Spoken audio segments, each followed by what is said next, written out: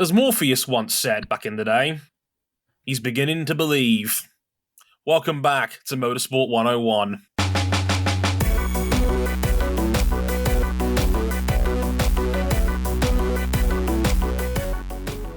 You, Harrison, you took my line! The joys of intro privileges. Hi, folks. Welcome to episode 515 of Motorsport 101. I'm your friendly neighborhood host, Dre Harrison, and history was made this past weekend at Le Mans, and they actually counted it properly this time. The highest attended MotoGP race across a weekend ever. 297,000 touchdown on the hallowed grounds of Le Mans this past weekend. 120,000 on race day for, wow, as my man Lewis Sotheby said on the broadcast, 3 classics in a row. Le Mans was another heater of a Grand Prix, and we're going to break it all down over the next 40 minutes or so on Motorsport 101. Can't wait to get stuck into it here as ever. But as usual, we've got to introduce our co-host. First up, Mr. Rajay O'Connor. How's it going, big man? You know, I saw the highlights of this, and my first thought is just like, remember how down we were on MotoGP heading out of last season and then this one? All of a sudden, we are shaking off the flop era allegations.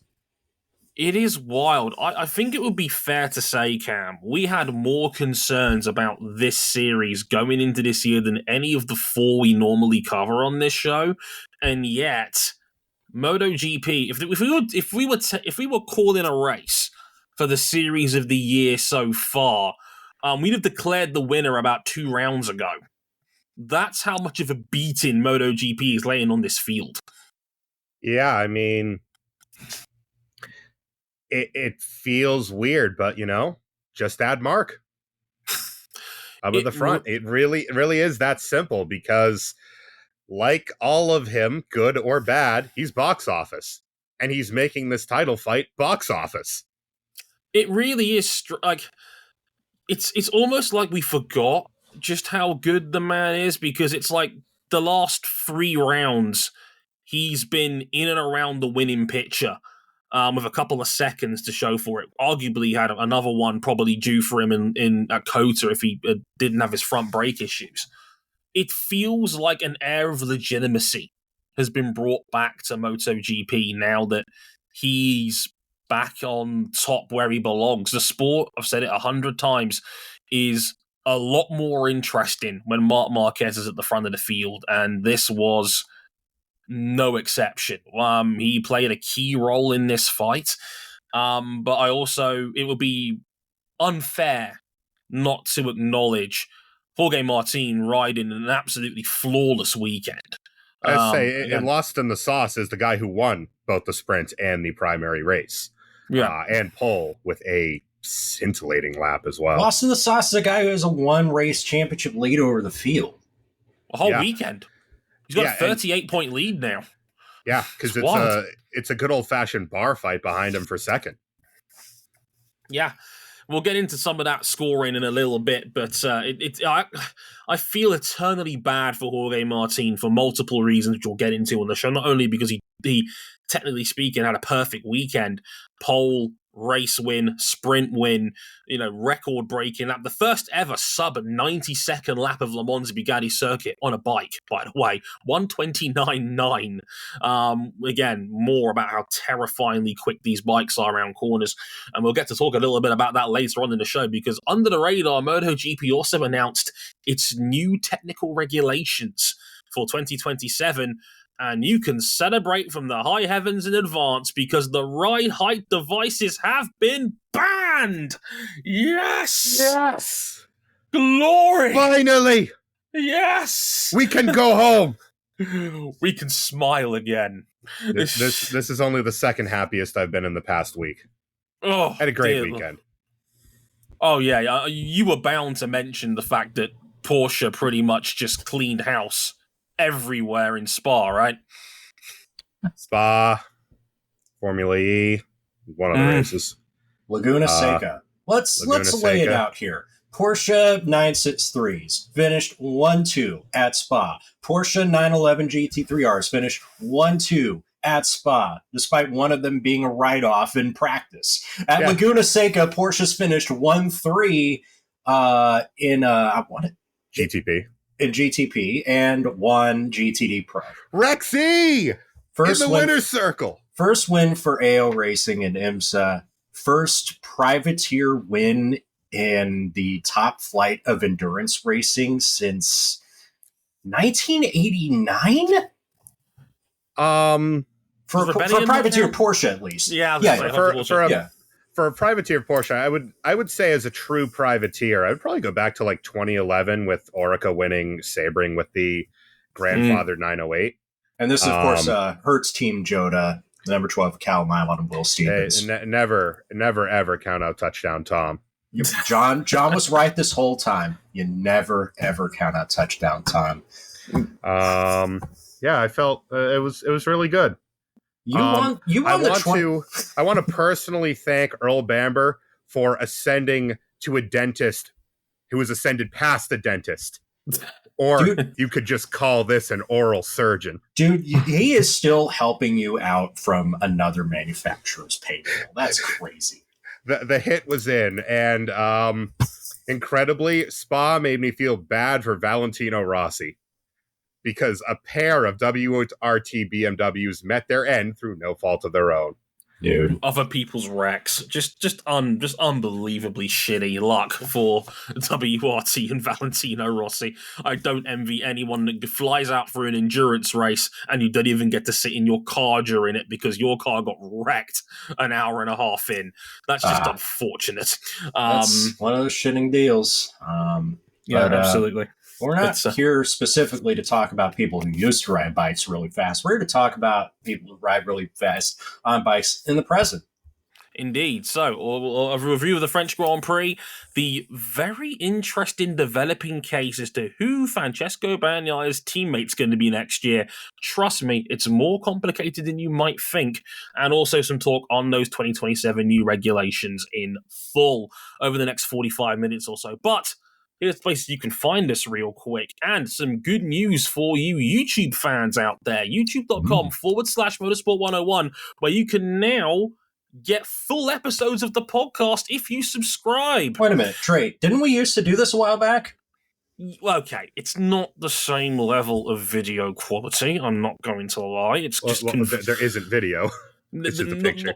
Not really. It's just a picture of it. It's just a picture that we choose for each episode that will go up in its place instead, because YouTube is very cleverly, because it's shutting down Google Podcasts in the next month or so. As a compromise, it's letting people upload its RSS feed into YouTube and converting our podcasts into videos for them. That's one more shutdown Google service will fix it. Yes. I'm sure that will solve the problem. But hey, their loss is YouTube's gain. So if you're the sort of person that likes their podcasts via the YouTube platform, you can now subscribe and listen to them live as they go up the same time everybody else gets them as well on our usual platforms. That'll be obviously iTunes, Apple Podcasts, whatever you want to call it, Spotify, etc., etc. All of on your usual good places. Of course, our website is also there for that as well, motorsport101.com, where you can get full reviews on both this race at Le Mans, my full thoughts on the technical regulations, and IndyCar's Samsoncio Grand Prix, the Indy Road Course race that was also this past weekend, which will also be our next podcast episode as well. And if you really, really like us, you can back us financially on Patreon, patreon.com/motorsport101. $5 gets you early access to all of our episodes. You can upgrade to the $10 tier to get supporters club access on our Discord server and be able to listen to these shows live as they're being recorded, as Jason is doing right now. Thank you, Jason, for listening in as ever. And also you can follow us on social media if you're that way inclined as well. Motorsport_101 is our official handle on Twitter, Motorsport101pod on Instagram, and if you want to follow our personal handles, you can at Dre Harrison101, at RJ O'Connell, and CBuckley917. Thank you very much for all your support as always. Right, intro out of the way. Let's get down to business with the record-breaking French Grand Prix.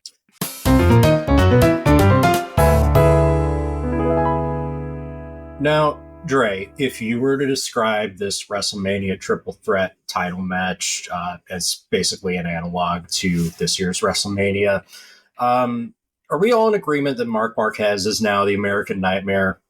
Probably. I'd say so. Finish Yeah, I the mean, he story, is an Marquez.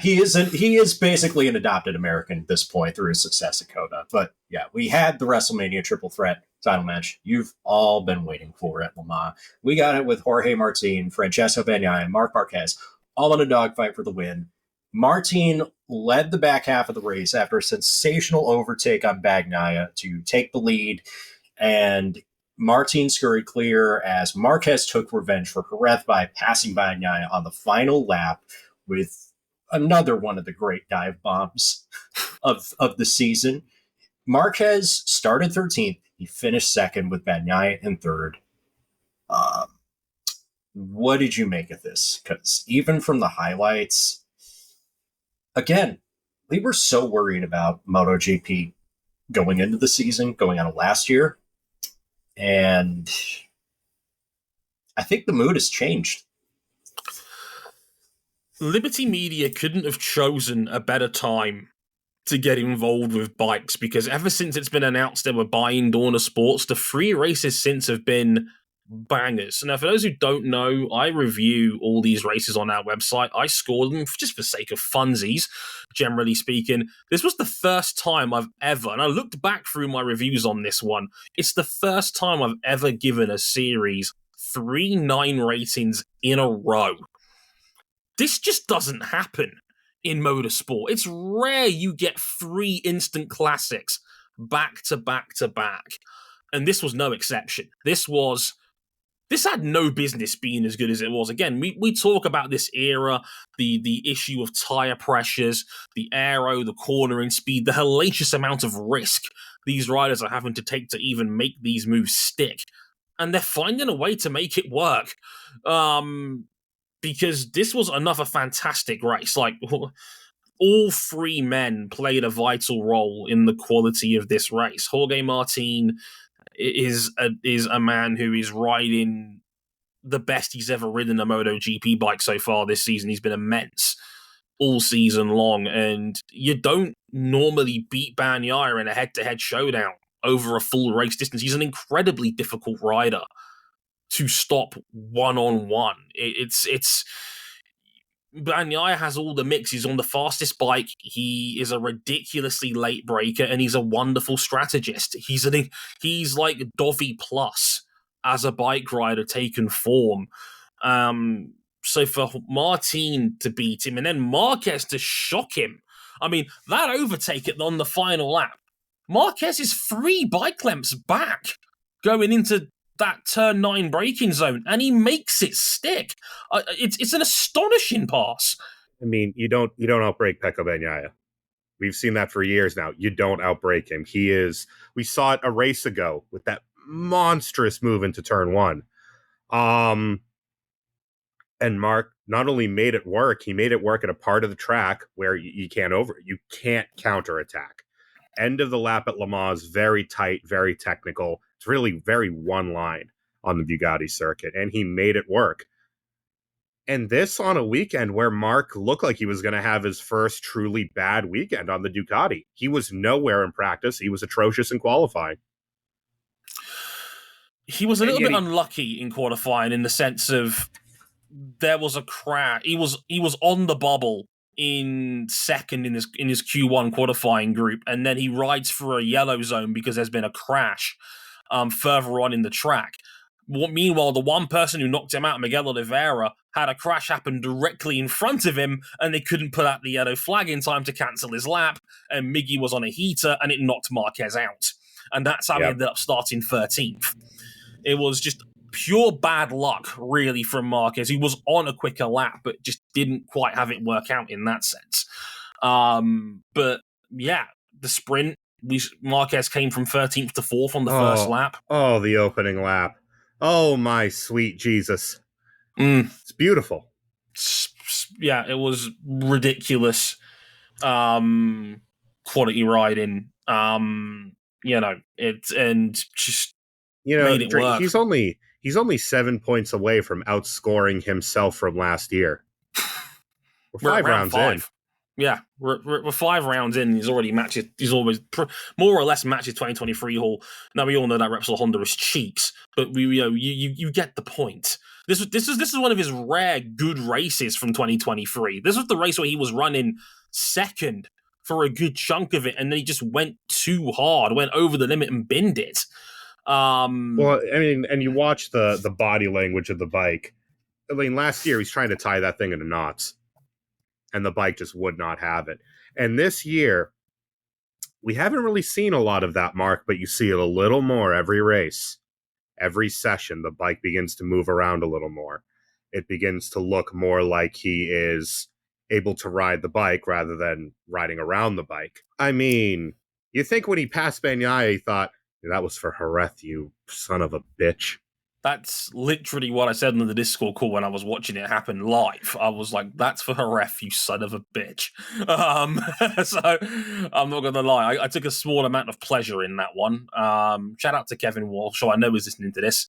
Eat it, is what I would say. You still have time to delete your account. too busy comparing Carlos Sainz to Dale Earnhardt, as you do. We love you, Kevin. Yeah, rattle it was your cage. I'll tell you what. Yeah, just a remarkable race. Just Martin played a role as he got away in one, and his pace was insane. And again, Bagnaia didn't quite know what to do with himself on that final lap. He was trying to go for the win, but he would never have anticipated Marquez making the move from behind from 4 bike lengths back. It's just absolutely insane tactical fight from all 3 of them. Andre, we got a problem, man. What's that? Jorge Martin ain't dropping points in races no more.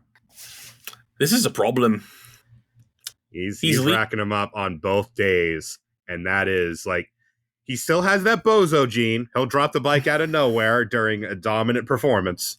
Could you imagine if he didn't bin it at Jerez? He'd have a 2 weekend lead already. After 5 weekends, because he's barely put. That's like the only real blip on his record all year.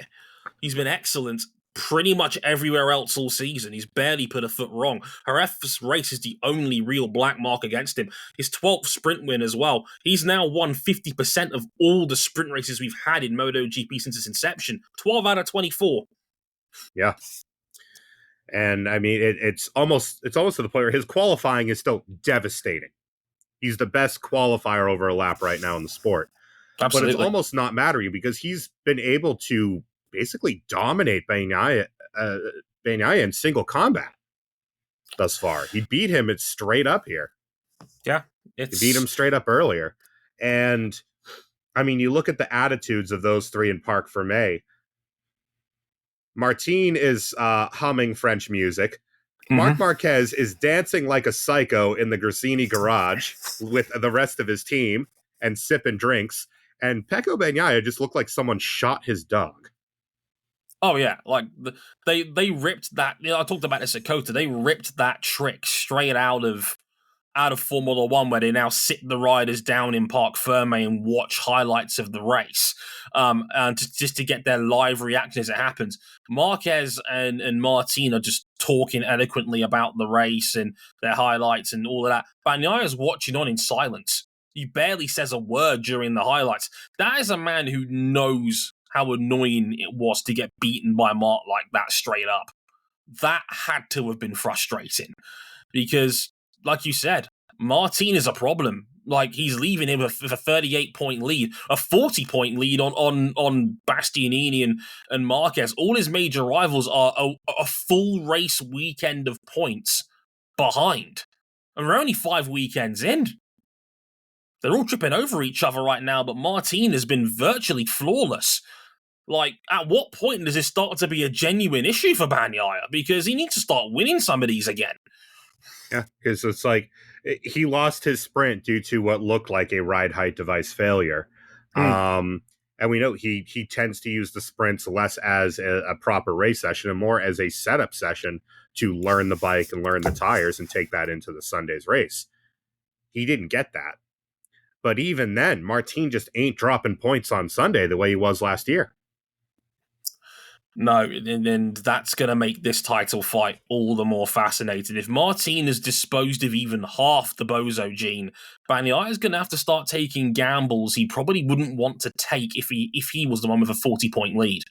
Bagnaia has been used to being the chaser for the last couple of years, and when it comes to these title fights, it happened in 2022 when he was 91 points behind Quartararo midway through the year, and he came back and he won that title because he knew he had all the aces in his favor down the stretch. 2023, same deal. Jorge Martin had a 30-point lead at one point, and he blew it after Indonesia. And Martin was never really back in the fight again after that Indonesia crash. Bagnaia came from behind, clutched it out, did the point scoring, and won the title in the end. Reasonably comfortably by the time it was all said and done. 2024, this is the biggest deficit he's had to a direct rival in a good 2 years. Yeah, and let's not pretend that the Fabio fight was a fair fight, because that was right as the floor truly fell out of Yamaha. And I mean, Fabio Quartararo was running 6th and dumped the bike this weekend. Really cool leathers, though. Very nice. Pink and blue, very nice leathers. And half the gear ended up in the stands, which was quite nice of him afterwards. Yeah, but the problem is, Bagnaia can't just look over at Martin. Marc is now giving him a lot to think about on a year older bike. He ran him down and passed him straight up. There's 2 points between them in the championship now. And this is after 5 rounds on the bike he built. Marquez is dead level with Bastianini on the other factory GP24 Duke, which we'll get to in a minute, and he's 2 points behind Bagnaia through 5 weekends. If you'd have offered Marquez 2 points off the reigning champ after 5 weekends, he'd have bitten your arm off. And it's not a matter of if, it's a matter of when. It's coming. The first win is absolutely coming. It's only a matter of time. The Saxon ring might be the one, because we all know how good Marquez is around there. That's his domain. Why wait that long? It could come earlier. I mean, it's Catalunya next weekend. If he hadn't had such a disastrous, run up to the sprint, he probably does have a shot at the win here. He came from 13th to 2nd twice. Yeah, twice in one weekend. On a weekend where he looked like this is the worst he looked on the bike. And now we are now in the situation where he's only going to get better from here. You'd think so. He's racking up second places and podiums, and it's only going to get better from here. Yeah, like he said it after Jerez. The adaptation period is over. This is a matter of finding the little details. He's got an excellent crew chief in Frankie Kachecki for that. Frankie Kachecki was laughing all the way to the bank. He's never had a rider this fast he's had to operate with before, and he's loving life. Marquez is loving life. He was yeeted on that podium, doing the Viking clap after they were packing up. This is a man who looks like he's enjoying his riding again for the first time in probably half a decade. This is the best Marc Marquez we've seen in half a decade. It's terrifying we've gone this long since we've seen him at his best, and he is on last year's machinery, keeping pace with the 2 fastest bike riders maybe we've ever seen on raw speed. Like, this is... if you're in the Marquez camp, we said it from day one, there was reason to be optimistic. From the very first test in Valencia, there was reason to be optimistic. He climbed off the bike with a shit-eating grin. And everything since then has proven people were right to be excited about him. This is a wild time. This is the excellence you expect from an 8-time world champion. And he's holding up his end of the deal, by and large, across this whole situation. Massively. The only question mark really for me left is that what can Ducati now do to get the other 2 further down the road by working on the GP24? Because they can develop that over the season, and the GP23 is fairly static. Does that lead us to our next topic of conversation, which is in general the future of Ducati? Because Gigi Dall'Igna has said that he wants to make a decision. He wants to decide who Francesco Bagnaia's teammate will be by the Italian Grand Prix Mugello in 3 weeks. Ducati's home race, of course. Francesco Bagnaia's home race. Big event for Ducati. Big event for the sport. Jorge Martin at Pramex has admitted all he can do is try to win, but we know he wants a factory deal. As good as this Pramex deal is, he wants a factory contract. Marc Marquez has also said he wants a Ducati GP25 next year, regardless of what color it is. He is probably done of riding last year's material, and it's only been like a few races. And Enea Bastianini, poor guy, just feels so lost in all of this. So how does Ducati manage all of its talent for next year? The domino is Premac, because we don't know. We kind of know, but we don't know if they're going to have Ducatis next year. There is a overwhelmingly strong rumor in the paddock that they're going to trade their factory-supported Ducatis for free Yamahas. Good luck with that. And that frees up a pair of current spec Desmos Adichis to go to one of the other teams, whether it be VR46 or Grazzini.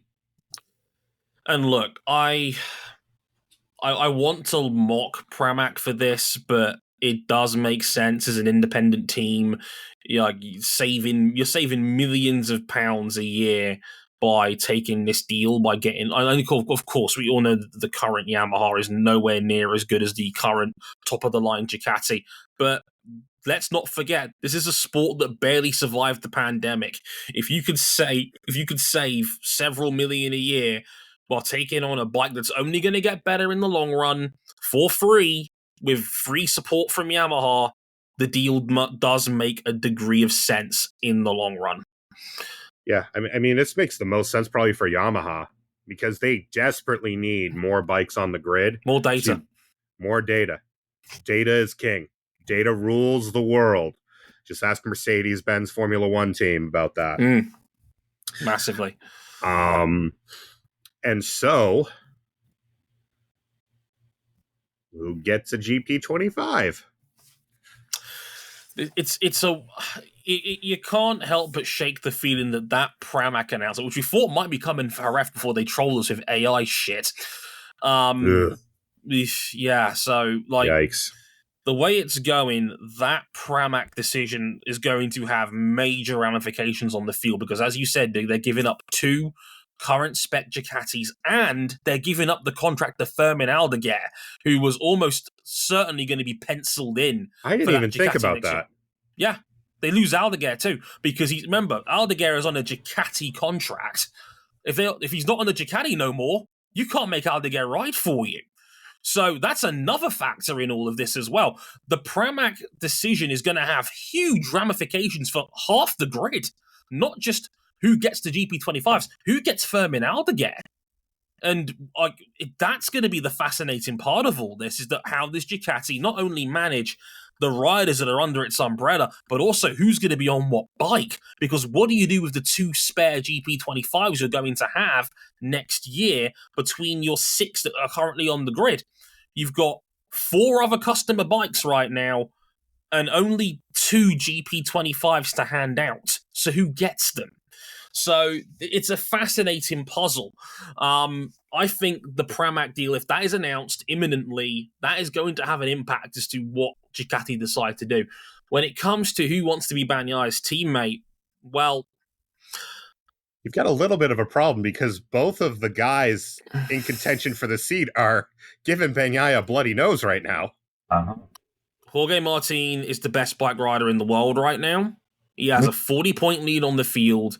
He's openly admitted from the end of the winter that's gone by, he wants a factory deal. He will leave Ducati if he has to get a factory going, because he wants to get paid, and that's understandable. For a man of his talent, he wants to be paid like a factory rider, and that's understandable in this current climate. He's just seen Fabio Quartararo sign a $12 million a year deal. That's understandable. I want some of that bread. It's fair, especially given how good he is right now, that All his only leverage, his only argument, and he's admitted this publicly, his only leverage is riding the nuts off that Duke, and he's doing that right now. He's making Dell'Igna's life a lot more difficult than it needs to be. Yeah, he's writing checks and he's cashing them. Yeah. I guess the feeling is just like, how much does Jorge Martin want to get paid versus how much does he want to keep winning? Because if the Ducati outlet is taken up by Marc Marquez, or if, heaven forbid, they take Bastianini, which is a weird thing to say because I think we all like Enea Bastianini, but he's riding really well. He's riding really well, and it feels like it doesn't matter for him. The thing for Martin is like, how much does he want to compete versus how much does he want to get paid? Because outside of Ducati, there are not many competitive options. I mean, Luca Marini wanted to get paid. He was plan C at Honda, and it's playing out exactly as I kind of unmitigated disaster.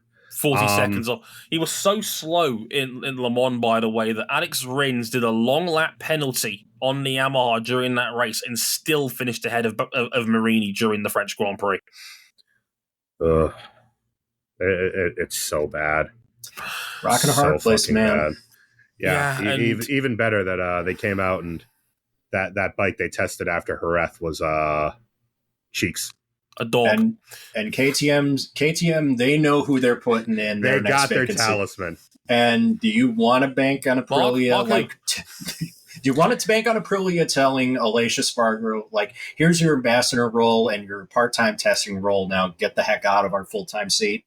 If you feel like you want to get paid and you want to win, I don't know if Aprilia is the answer either, because they weren't willing to back the truck up for Fabio Quartararo. They couldn't afford to. Yeah, and the question becomes, if you can't afford to pay him, what else can't you afford?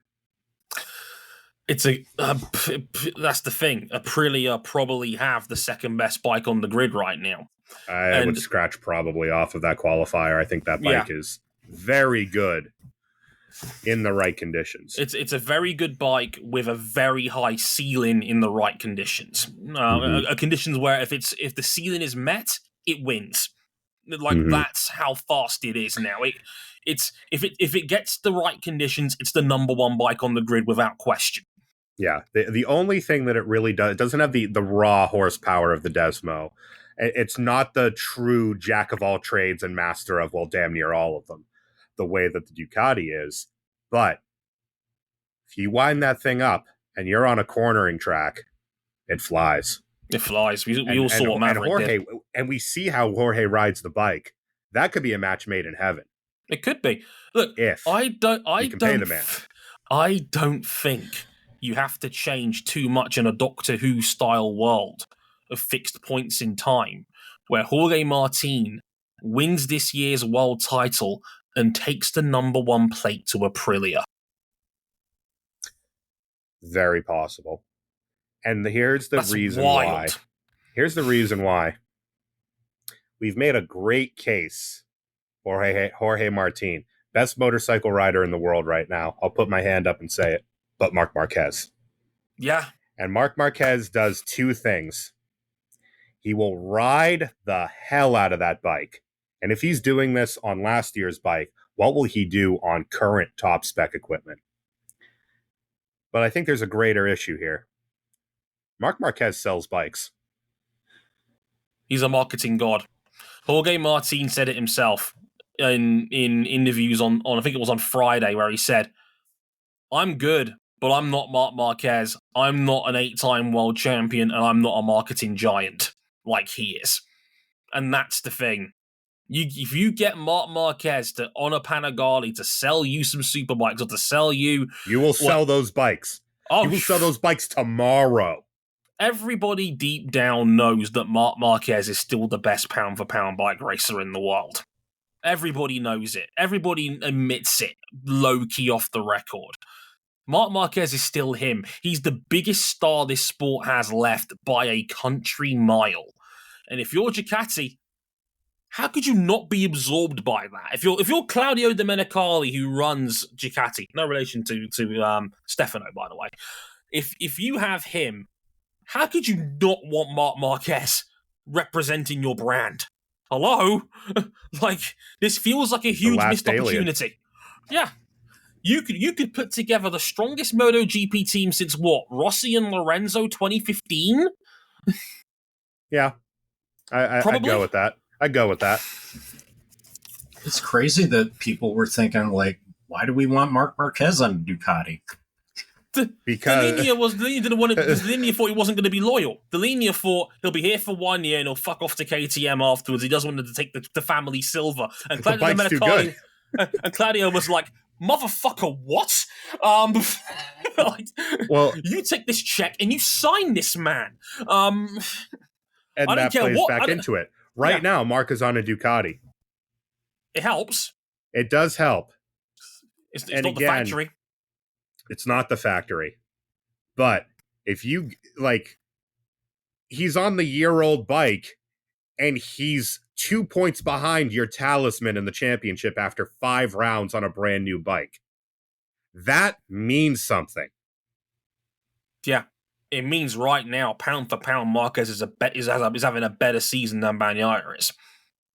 And if you're Ducati, if you're Delinia, if you're Claudio Domenicali, you might get one shot at signing Marc Marquez between now and the end of his career on a factory bike. This is it. This is your window. You have an open goal. Marquez has said himself, he'll drop the Red Bull deal to go to Ducati. He doesn't give a shit. He wants to win. He wants the bike. He wants that bike. He'll drop the Red Bull sponsorship deal that he has. He's one of Red Bull's most lucrative athletes they have on a contract. He'll walk away from Red Bull to go join the Monster Energy-backed Ducati team. That's how much he wants to win. He doesn't care about the money. He doesn't care about the finances. We saw that with Honda. He just wants to win more titles. We saw it in All In. Pointed to his arm, this massive stitch scar on his arm. Said, I didn't do this for fun. I did this to win. Whether that's with you or someone else, that's up to you. This is Ducati's golden chance. Yeah, Marquez made it abundantly clear. I don't care what color it is. I want to be on a 25 next year. I think there's a scenario where Ducati could appease most of the parties here. Why doesn't Ducati do this? Then hear me out here for a second. Right? Probably thinking the same thing. You hire Jorge Martin for the factory seat. Mm-hmm. Give him whatever the fuck he wants, money-wise. Mm-hmm. Whatever pleases him. You split your GP25s for next year. Yep. Give one to VR46 and tell Uccio over there, hey, we'll give you a GP25 if you take Aldiguer's contract for next year. Which is a bit like saying, oh no, you only have to date Halle Berry on the condition of she comes with a free bathtub. Like, I don't see the downside here, personally. Right? Talk amongst yourselves. Whoever is in our Discord who's in the chat, quote that shit. That's all time. And you give the other GP25 to Marc Marquez. Everybody's happy. I know someone won't be. Marco Bezzecchi will destroy his room at that news. And look, Bastianini's going to have to be let go. And it's a damn shame for Bastianini. It's a real shame. Unbelievable. Someone better fucking pick him up. Someone better pick him up. I think a pretty would snap him up in a heartbeat. Bite your arm off. A pretty is like, we lucked into a top 3 rider in the championship? Oh, noes! The man who was 3rd in 2022, the man who's what, 4th right now in the championship. Oh no, we fell into Enea Bastianini, one of the 5 best bike riders on the planet right now. Oh no, what a bad day to replace Aleix Espargaro, who's likely retiring at the end of the year. I think if you're Ducati, why not just do that? Everybody's happy. Marquez gets to keep his Red Bull deal. He gets up-to-date machinery, and he gets to stay with the Padovani-led Gresini team that he clearly loves riding for. You've seen the chemistry in that team. He adores it there. He loves racing with his brother. He loves Frankie. He loves Nadia and all the big family vibe that Gresini's got. Martin gets his factory deal. You get a straight dogfight between the two fastest dudes in MotoGP, pound for pound. And Uccio and his boys at VR46 get up-to-date machinery, which they've been begging for a good year plus now. Everybody's happy. And they get Aldeguer for free. But what's the but? Marc Marquez sells bikes, and he wouldn't be on a factory bike. That's the only, because I thought down to the Aldeguer decision, I was thinking the same thing in my head. Split your 25s between your two customers, pick up Aldeguer, pick up Martin for the factory. I think that's the play. But it's a compromise. But you're here to promote bikes. But you're absolutely, Cam, you're absolutely right. Like, maybe, again, do you talk to Martin, sit him down and say, we'll give you a 25 again if you're prepared to ride in blue? But he doesn't want that. He wants the bet. If they give him a factory contract and he gets paid, maybe. But I think that's the only thing. That's the only sweetener there that might This is Mass Effect 3's ending. There is no perfect ending here. Like, you got right to the end and you failed to stick the landing. You broke your leg on the landing. Yeah, I mean, in a purely racing context, you are correct on every count. And that would be really cool, honestly, because we get more teams with more up-to-date machinery for more great riders. Sure. But Ducati's here to sell bikes. And they might get one shot to get Marc Marquez in red. Well, easy decision then, Gigi, right? Yeah, I love that every interview he's like, it just keeps getting harder. Keeps getting harder to make the decision. I admire his honesty. It's just like, shit, this is only getting more difficult. Side note, no matter who they pick, Martin or Marquez, do you think Davide Tardozzi survives that lineup? No, he dies. He dies of a heart attack and explodes like a phoenix. The insane Davide Tardozzi bullshit too. Twice the fun. Oh yeah, 100%. We're gonna get like peak Maradona in its coaching era out of Tardozzi. I feel. I love it. Oh man. Well, 2027 still far away in the future, and if we survive that long, we get new bikes. Here are some of the changes that were announced just this past week for 2027 for the riders, for the sport, for the show. First off, we have a downsize in engines, not only from 7 to 6 engines per bike per year, but from 1 liter to 850 cc's. There's been a ban on all holeshot and ride height devices. The width of the bikes has been shrunk by 50 millimeters. The nose of the front fairing has been moved back 50 millimeters. We have a smaller fuel tank, 20 millimeters, and it's going to be 100% sustainable fuel. See where it's sourced. GPS data from all riders will be available to all teams after each session, and there is rear seat aero included in homologation, but only 1 update per season. It seems like some unless whoppers, you're in Tier D. Unless you are in Tier D. In that case, you get a little bit more because that's part of the concessions. Yeah, you get 2 of them. But overall, what do you make of these regulation changes? Cam, I'll let you start.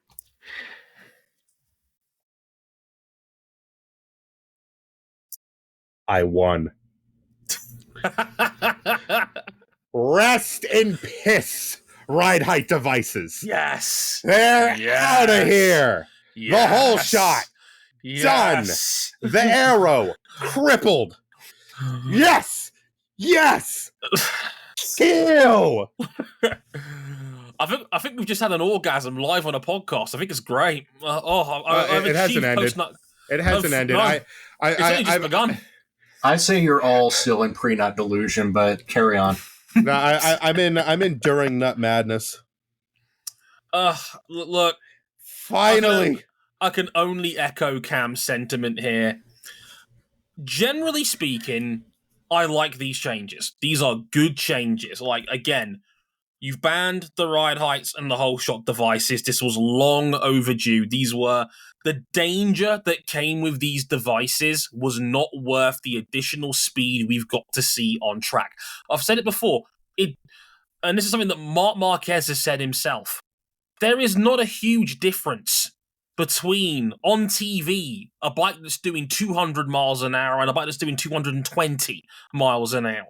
Like on TV, it all looks the same as far as I'm concerned. So anything that's reducing the speed of these bikes, easing pressure on the tires, in case Michelin, who will be, I'm sure, grinning ear to ear reading this news, realize it doesn't have to have so much pressure put on its front tires.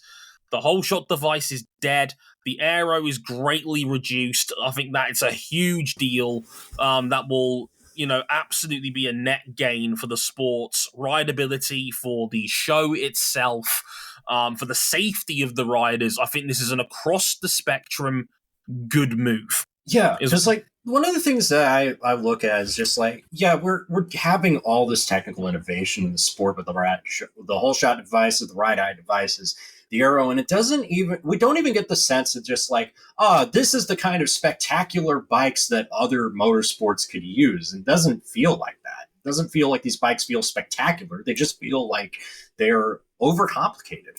Well, and reason being that none of this really trickles down. A long time ago, there was really not a huge amount of difference between, say, your production Yamaha R1 and your racing Yamaha M1. They were very blood linked in that way. Same with the mid 2000s Fireblade with the RC211V. And then that changed going into the 800s in 2007, because rather than, tangentially production related bikes, it just turned into pure prototypes. Bikes built for raw speed and nothing else. And that didn't exactly help the racing. And we've seen that cycle again, where now we've got a major shift having to come with the chassis geometries on these bikes. I mean, these bikes are basically going to have to be completely thrown away and retooled, because in these past 2 or 3 years, they have been built not only with the whole shot and ride height devices in mind, they were built around them. You can't have one without the other. And these rules really do 2 big things with that. The lack of the ride height devices, it hurts how the aero can work, but also the reduction in the width of the fairing and the reduction in the length as far as how far the fairing can extend. What that does is it turns a lot of that downforce into just straight drag, at least on paper. We know the engineers are already cooking up ways around that. But by doing that, and by cutting horsepower off, you make that aero a lot less profitable. It's just a good all-round way of slowing these bikes down. Because like I said, we do not need to be going around Le Mans in under 90 seconds. We do not need to be going around Qatar in doing 150s. Like, this is dangerously fast. And I think MotoGP has been living very dangerously with how its bikes have gotten down in the last few years. There's been a few horror crashes in the last few years that were almost directly down to the way these bikes were behaving under aero, like Taka Nakagami at Catalunya, Enea Bastianini and Francesco Bagnaia at Catalunya last year, Bez at Silverstone last year. Pecco this past weekend. Pecco this weekend. Had the ride height device failure, his whole shot device failed, and the bike wouldn't stop wheeling all the way up the grid. Yeah. All the way down the front straight. It's incredibly dangerous potentially, and I'm glad it's gone. What I do find interesting, and I did write about this on the website, is that this is also going to kind of put MotoGP in a weird place, because Matt Oxley wrote about this for Motorsport Magazine, does a brilliant job over there as ever. He said that these changes, the engineers roughly reckon, are going to be worth 2 to 3 seconds a lap. Now, that puts MotoGP in an interesting predicament, because that would make their bikes slower than World Superbikes now. We can't be having that now, can we? Now, this is an interesting one, because like Liberty Media and Dorna have barely mentioned World Superbikes since they announced they were buying the sport. Its kind of existence its very existence is in limbo at the moment, because no one's talked about what they're going to do with that series, which is arguably the far more road relevant series for biking as an industry in general. And well, look, I'll give you a prime example.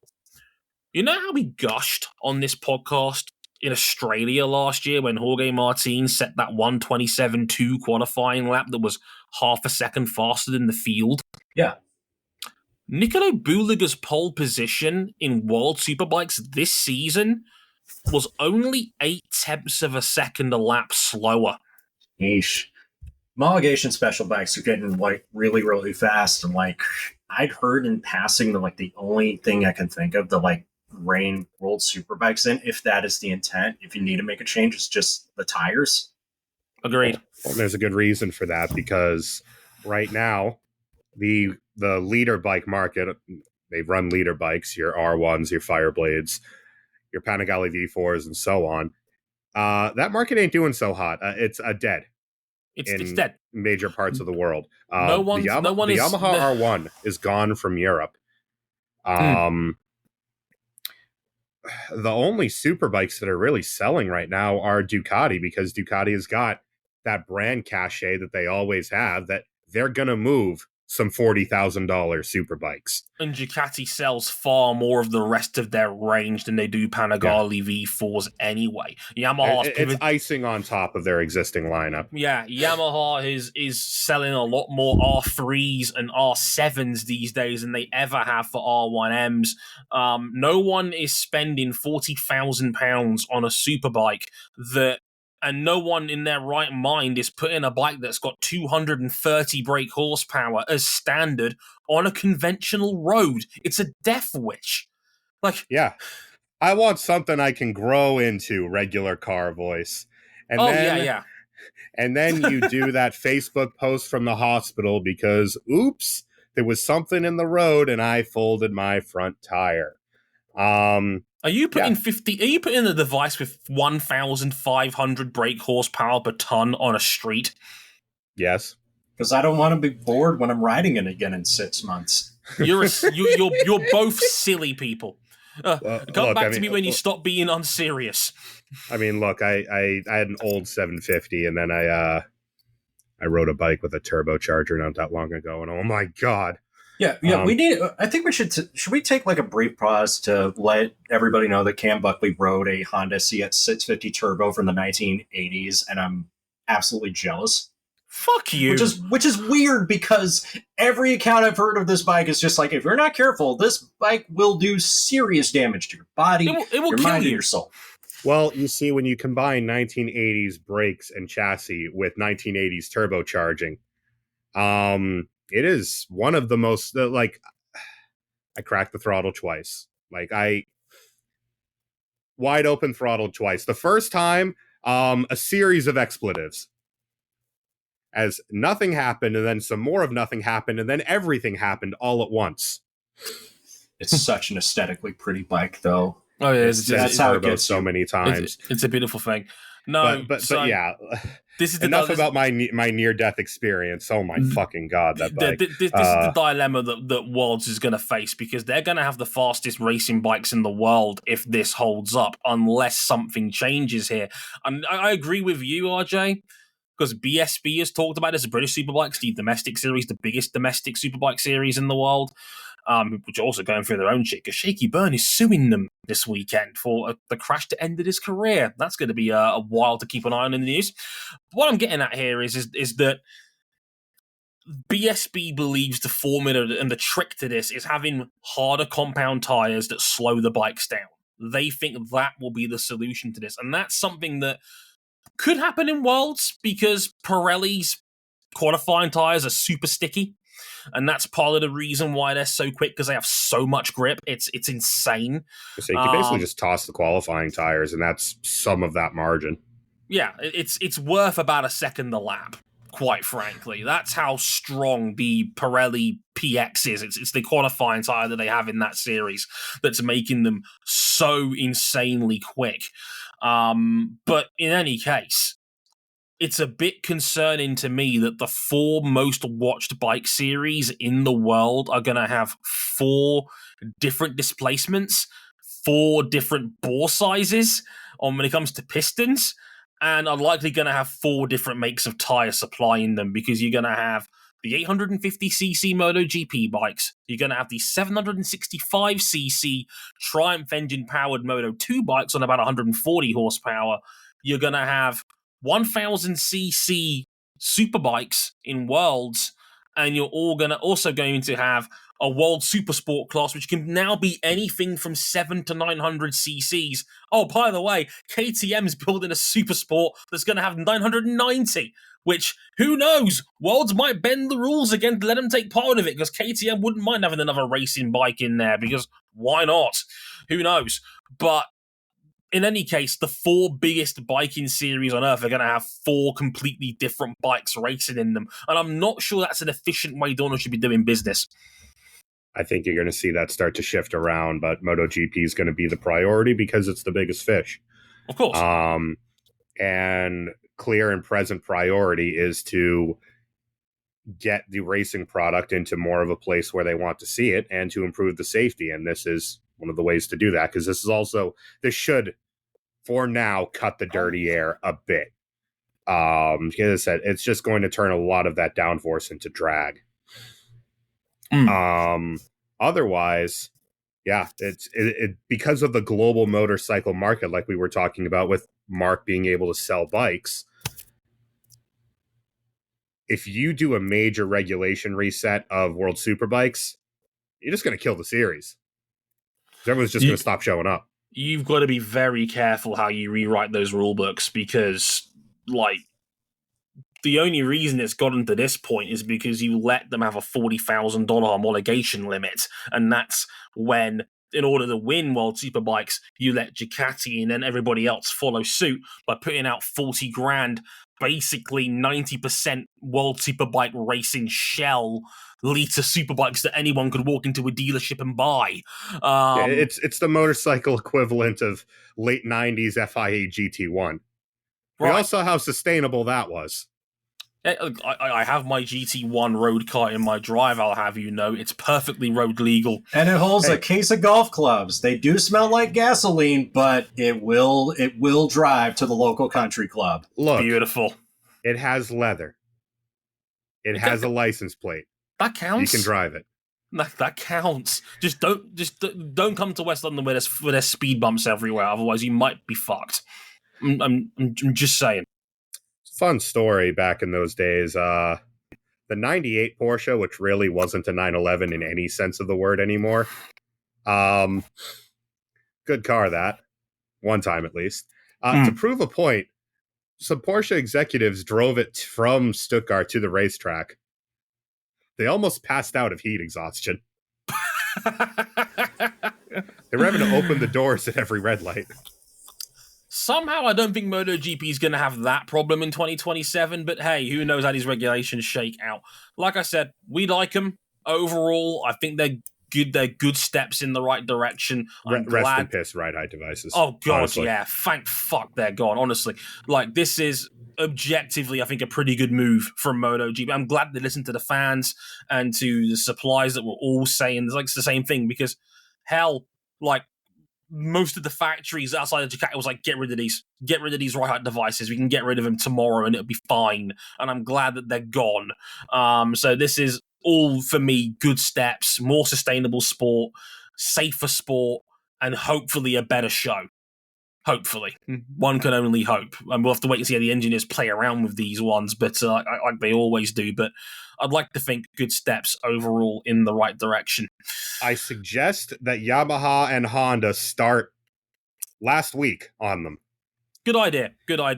That'll just about do it on this week's Motorsport 101 for our MotoGP episode. We'll be back with another episode on IndyCar's Indy Road Course Grand Prix, because Alex Palou reminded the world that he is indeed still him. More on that next time out. But MotoGP is back in next week, a week and a half's time, for the newly moved Catalan Grand Prix. So Catalonia now taking place in May rather than its usual slot. So that'll be that. And then Mugello was the back-to-back coming up. Also, before we get out of here, interesting bit of news as well. It looks like the Indian Grand Prix is going to be cancelled later on this year and replaced with Kazakhstan, which was originally postponed because of the flooding in the area. It looks like Kazakhstan might take its place because it looks like the Indian Grand Prix hasn't paid its promoters properly. You've traded 5 hot sauce packets for 5 packets of mustard. Yeah. Is a great success. Oh, that's it. You got to put a quarter in the jar. The Borat jar is rattling with several dollars of change as we speak. So that's some news. More on that as you get official confirmation, but it's an auto sport, so I would take it as kosher that it looks like Kazakhstan will take India's place later on in the year, and that's that's one shitty way of going down to 20 rounds, I suppose, because Bannerton Park is not ready yet, so no direct replacement. Yay. That'll do it for this episode of M101. We'll be back next time out for IndyCar, so MotoGP back in a couple of weeks' time for the Grand Prix of Catalan. That should be a fun one, Indy, one of the real big marquee hitting tracks on the calendar. Should be a good time. More of this, please, because we've had 3 bangers in a row. Why not make it 4? Until then, I've been Dre Harrison. They've been RJ O'Connell and Cam Buckley. Thank you very much for listening, and we'll catch you guys next time. Sayonara. Later, y'all.